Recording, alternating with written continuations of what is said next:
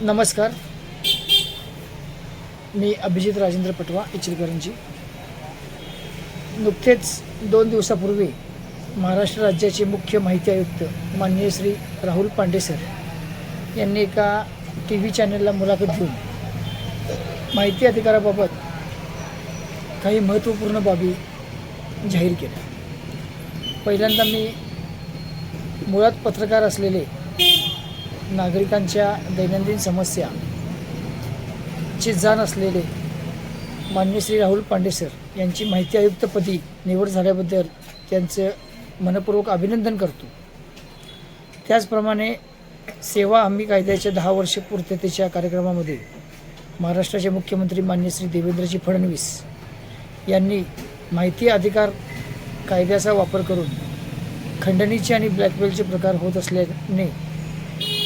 थोडीशी चिंता व्यक्त करत माहिती अधिकारात देण्यात येणारी माहिती ही सर्वत्र खुली करावी, जास्तीत जास्त मोठ्या प्रमाणात खुली करावी असे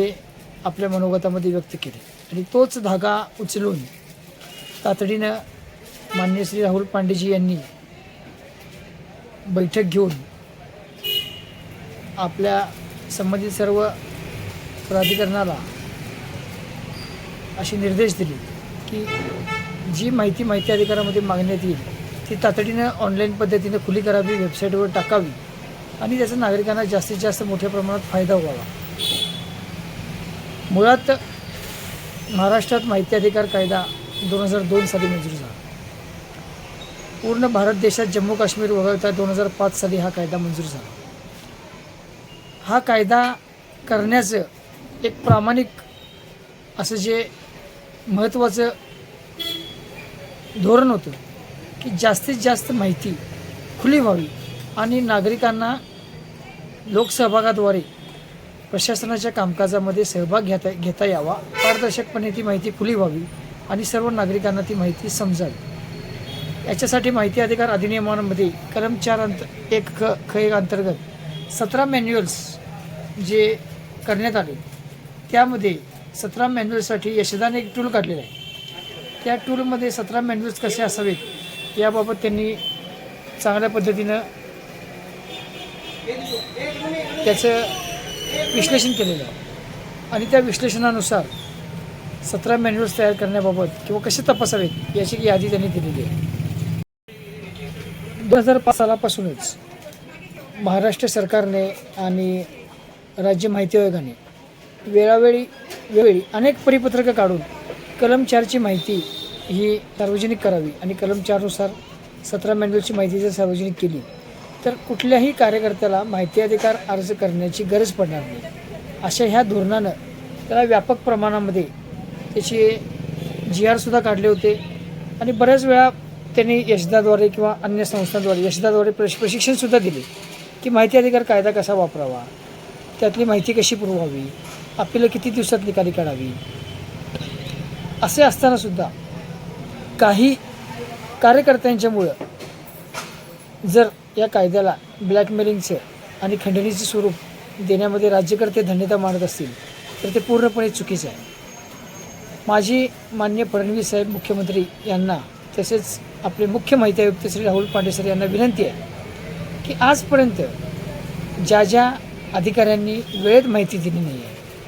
त्यांच्याकडून खुलासा न मागवता डायरेक्ट त्यांच्यावर आपण कारवाई करतो. माहिती अधिकारामध्ये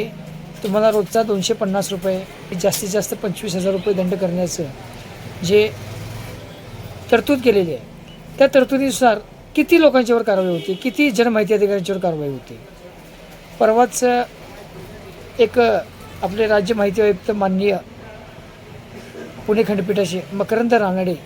यांचे औरंगाबादमध्ये आणि पुण्यामध्ये एक त्यांनी जे काही जाहीर केलं की ठराविक माहिती अधिकार कार्यकर्त्यांची नावं त्यांनी जाहीर केली की हे कार्यकर्ते वारंवार अर्ज करतात आणि आम्हाला त्रास देतात, त्यामुळे आम्ही त्यांना ब्लॅकलिस्ट करतो. आणि आदरणीय रानडे साहेबांना माझं खुलं आव्हान आहे की साहेब त्यातले किती अर्ज हिताशी संबंधित व्यापक जनशक्ती याचा विचार करावा. संबंधित ह्यामध्ये आपले जनते करून खुलासे घेतले ते खुलासे पूर्णपणे बोगस आहेत असा माझा स्पष्ट आरोप आहे. कारण की 15 वर्षापूर्वी कायदा बनतो आणि यामध्ये आम्हाला आलेले अनुभव असे की जेव्हा आपण पहिला अपील करतो आणि पहिला आपल्याला किती द्यायचा देश होतो त्यावेळेला हे निर्ढावलेले आणि मस्तवाल जन माहिती आहे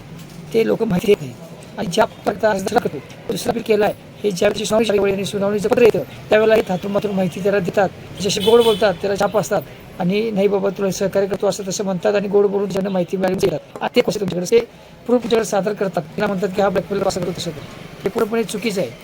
माहिती अधिनियम 2005चा करून करणारे काही गुन्हे दाखल पण ह्याच्या आधी मान्य मुख्यमंत्र्यांनी मुख्यमंत्री पांडे साहेबांनी एवढं खरोखर तुमचे जन माहिती अधिकारी खरोखर अधिकारी प्रमाणे खरोखर ते कर्मचारी पसंत केली का आणि आपण या बाबतीत घ्या सुद्धा आपण जनतेसमोर जाहीर केली पाहिजे कायद्यामध्ये जे ब्लॅकमेल करतात त्यांना अजिबात थाप देऊ नका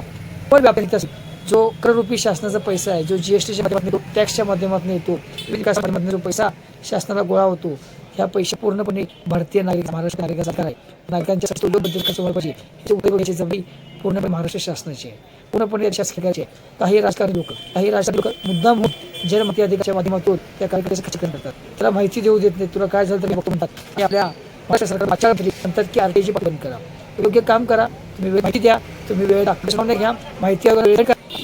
जास्तीत जास्त प्रमाणात दंड करा कशाला तो प्लीज त्याचं काम करायचं आहे ते द्या जो ब्लॅकमेल तुम्ही कुशा करा काही नाही पण काही उभर कार्यक्रमासाठी ही जी अशा लोकांची शासकीय नोकरीची व्यवस्था आहे त्या व्यवस्था म्हणून काढायची तुमचं माहिती अधिकार त्याप्रमाणे काही लोकांना वापरता त्यांना करू द्या आणि तुमचं उत्तर देतो ज्या उदात्तेतून ज्या उत्तेतून शासन कारभारामध्ये गतिमानता यावी पारदर्शकता यावी आणि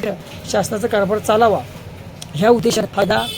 निर्माण करण्यात आला होता याच्या राजवाई असतील त्याच पद्धतीने माननीय यांनी खूप मोठी परिश्रम घेतलेले आहे आणि ह्या परिश्रमाला खरोखर तुम्ही छात्राला विचारा की आपली जी माहिती काम माहिती आणि ते जर करत असेल त्याच्यावर कारवाई करण्याचं धारिष्ट द्या तुम्ही स्टडी तो कधी करणार तुम्ही त्यांना 250 रुपये कधी करणार सर्व्हिस मुकादमा कधी करणार आणि त्यांच्यावरती पैसे वसूल कधी करणार अशा जर तुम्ही एक महिनाभर केल्या तर नक्की तुम्हाला सांगतो की जास्तीत जास्त माहिती होईल आणि चांगल्या पद्धतीने लोक त्यांच्या स्वतःच्या व्यवसायाच्या पाठीमागे आहेत प्रत्येकाला हे करण्याची गरज वाटत नाही त्याच्या पडून गेला आहे जे काही माहिती कार्यकर्ते हे काम करत आहेत चांगल्या पद्धतीने करतायत माहिती द्या त्यांना शासनाच्या कारभारामध्ये सामोर घ्या तिसरा डोळा आणि तुम्ही पैसे तर ते शासनाचे असणार आहेत आणि शासनाचं कौतुक आहे लक्ष ठेवा कुठे कार्यकर्त्याची कुठल्याची गरजाची इच्छा असते त्याचा चांगला कारभार करण्याची गतिमत्ताची आणि भ्रष्टाचार मुक्त माहिती इच्छा आहे आणि फडणवीस विनंती आहे की ज्याप्रमाणे तुम्ही माहिती खुली करण्याचे आदेश दिले त्याचप्रमाणे तुम्ही आपल्या अधिकाऱ्यांच्यावर आणि जनमाहिती अधिकाऱ्यांच्यावर कारवाई करा जास्तीत जास्त केसेस निकाली काढा त्याच्यावर दंड का त्यांना एकदा तुम्ही सुरुवात केली तुम्ही ड्राईव्ह घ्या ॲटोमॅटिक सगळे जनमाहिती अधिकारी माहिती देतील कोणत्याही पद्धतीने ब्लॅकमेल करण्याची ब्लॅकमेल होण्याची आवश्यकता नाही आहे ज्या अधिकाऱ्याला जे शासनाचं आहे तेच आम्ही मागतोय आणि तेच त्याला द्यायचं आहे शासनाचे विकास कामच मागतोय त्यांनी काय कुठं घर बांधले हे आम्ही मागत नाही त्याचा वैयक्तिक प्रश्न आहे ही तिची वैयक्तिक माहिती आहे शासन कारभारामध्ये तो ज्या टेबलवर बसतो ज्या टेबलचं काम करतो त्या टेबलची माहिती देणं हे त्याचं आद्य कर्तव्य आहे हे तर तुम्ही खडसावून सांगलं पाहिजे तुम्ही खडसावून शिकलं तर चांगल्या काम करतील आणि वचन निर्माण करा तो काही कार्यकर्त्यांच्या चुकीच्या वागण्यामुळं पूर्ण राष्ट्राचं नुकसान करू नका माहिती तुमच्या मोठ्या प्रमाणामध्ये ट्रेनिंग माहिती कशी द्यायची काही अधिकारी आहे या कायद्याला घाबरतात आणि काही मुसळ झाले आमच्याकडे सुद्धा काही अधिकारी आम्ही सांगतो माहिती द्यायची नाही बिलकुल ब्लॅकमेल होत नाही काही कार्यकर्ते ब्लॅकमेल करत असले तर त्याचा आपला आमचा विरोध आहे आयुष्यभर कायमस्वरूपी राहील तर आपण सर्वांना जास्तीत जास्त माहिती करावी आणि माहिती तातडीने द्यावी तर सोडली अवलोकन करण्याची द्यावी माहिती त्यांना जास्तीत जास्त प्रमाणामध्ये करून द्यावी जेणेकरून त्याची कामं केली शासन हिताची कामं केली शासनाचा कारभारामध्ये नागरिकाचा सहभाग वाढेल पारदर्शकता यातून शासनाचं कौतुक होईल फडणवीस साहेब आपलं परत एकदा फक्त छोटे त्या तुम्ही मान्य कराव्या जय हिंद